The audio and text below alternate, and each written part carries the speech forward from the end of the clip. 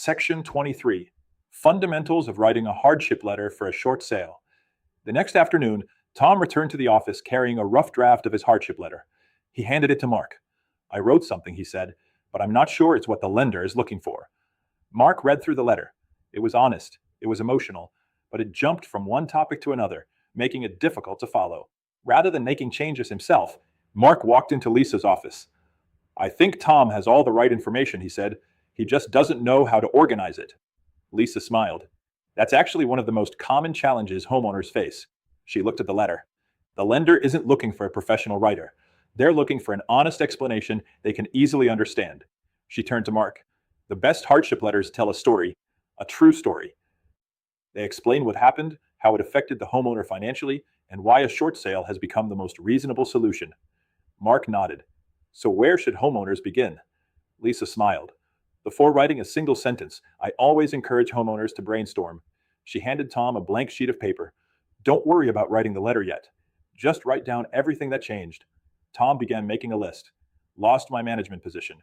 Emily's surgery. Medical bills. Used our savings. Borrowed money from family. Credit card balances increased. Couldn't qualify for a loan modification. Home is worth less than we owe." After a few minutes, Lisa looked over the page. "This is exactly what we needed." She explained that homeowners often try to write the letter before organizing their thoughts. Instead, start by identifying every event that contributed to the hardship. Then, decide which 3 or 4 events had the greatest financial impact. Mark looked at the list. "So not every detail has to be included." "Correct. The goal isn't to write a novel. The goal is to explain the situation clearly." Lisa recommended that homeowners focus on hardships that can be supported with documentation whenever possible. Examples include job loss or reduction in income, medical illness or disability, divorce or legal separation, death of a wage earner, military relocation, business failure, employer-required relocation, significant unexpected financial obligations. The lender is reviewing both the hardship letter and the supporting documentation together, Lisa explained. They should tell the same story. Next, she discussed organizing the letter. "I like to think of it in 4 simple sections." She wrote them on the whiteboard. "What happened? How did it affect your finances? What have you done to try to solve the problem? Why are you requesting a short sale?" Tom looked relieved. "That seems much easier than trying to write everything at once." Lisa explained that the opening paragraph should briefly explain the event that changed the homeowner's financial situation. The second section should explain how that event affected the ability to make mortgage payments. The third section should describe the efforts made to avoid default. Tom nodded. "So I should explain that we used our savings, borrowed from family, and contacted the lender." "Exactly.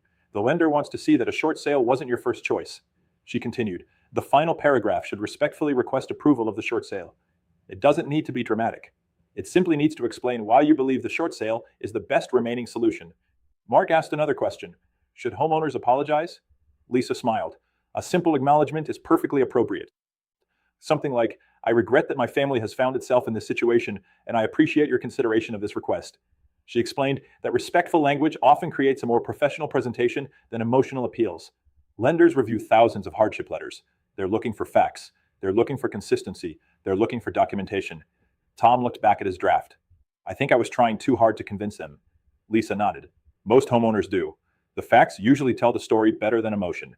She reminded Mark that while real estate professionals can explain what information lenders generally request, they should never write or exaggerate a homeowner's hardship. The story belongs to the homeowner. Our role is to help organize the information, not create it. Mark smiled. "I think that's one of the biggest lessons in this course." Lisa laughed. "Which one?" "Every time we help a client, we stay within the scope of our license." "Exactly." She handed Tom a fresh sheet of paper. "Now let's tell your story.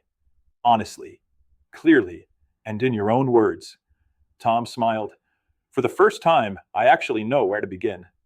Lisa gathered the file. "Once the hardship letter is complete, we'll assemble the remaining documents into one complete package and submit everything to the lender." Key takeaways. An effective hardship letter tells the homeowner's story honestly and clearly. Brainstorming before writing helps homeowners identify the events that contributed to their financial hardship. A well-organized hardship letter generally explains what happened, how it affected the homeowner financially, what efforts were made to avoid default, and why a short sale is being requested. Supporting documentation should reinforce the information contained in the hardship letter. Real estate professionals may guide homeowners through the process while allowing the homeowner to write the letter in their own voice. Online discussion question 1. Why is brainstorming before writing a hardship letter often helpful? Answer.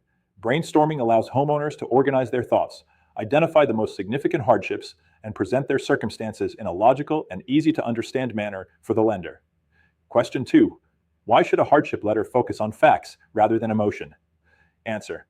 Lenders review many hardship letters and rely on factual, consistent information supported by documentation when evaluating a short sale request. Honest, organized facts are generally more persuasive than emotional appeals. Question 3. What is the appropriate role of a real estate professional when helping a homeowner prepare a hardship letter? Answer. A real estate professional may explain the lender's requirements, suggest an organized structure, and help assemble supporting documentation while allowing the homeowner to tell their own story in their own words.